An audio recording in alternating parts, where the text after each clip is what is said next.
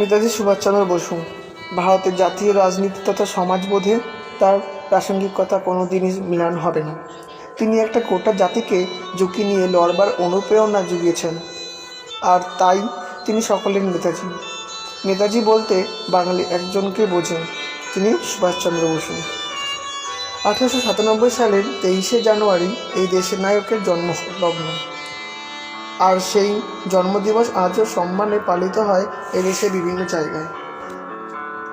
নেতাজির জীবন দর্শনই ছিল স্বাধীন দেশের সামাজিক উন্নতি, আর সেই পথে এগোবার জন্য তার বিভিন্ন উক্তিগুলি রীতিমতো অনুপ্রেরণা দেয়।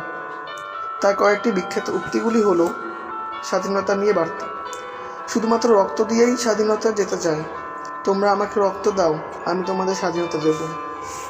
লড়াই নিয়ে বার্তা, ভারত ডাকছে, রক্ত ডাক দিয়েছে রক্তকে, উঠে দাঁড়াও, আমাদের নষ্ট করার মতো সময় নেই, অস্ত্র তোলো, যদি ভগবান চান তাহলে আমরা শহীদদের মৃত্যুবরণ করব।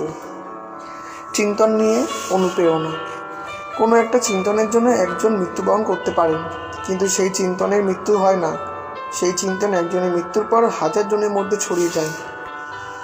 এগিয়ে চলার বার্তা, মানুষ টাকা কড়ি বাহিক আড়ম্বর দিয়ে জয়লাভ বা স্বাধীনতা কেনা যায় না, আমাদের আত্মশক্তি থাকতে হবে, যা সাহসী পদক্ষেপ নিয়ে উৎসাহ দেবে। আজাদ হিন্দু ফৌজ নিয়ে বার্তা, আমরা যখন দাঁড়াবো, আজাদ হিন্দু ফৌজকে গ্রানাইটের দেওয়াল হয়ে দাঁড়াতে হবে, আমরা যখন মার্চ করব তখন আজাদ হিন্দু ফৌজকে স্টিম রোলার হতে হবে। সংগ্রাম নিয়ে বার্তা, যদি জীবনের সংগ্রাম ঝুঁকি না থাকে তাহলে জীবন বাঁচানোটা অনেকটা ফিকে হয়ে যায়। সত্যতা নিয়ে বার্তা, জীবনকে এমন একটি ভাবধারার মধ্যে দিয়ে ধরতে হবে যাতে সত্যতা পূর্ণমাত্রায় থাকে।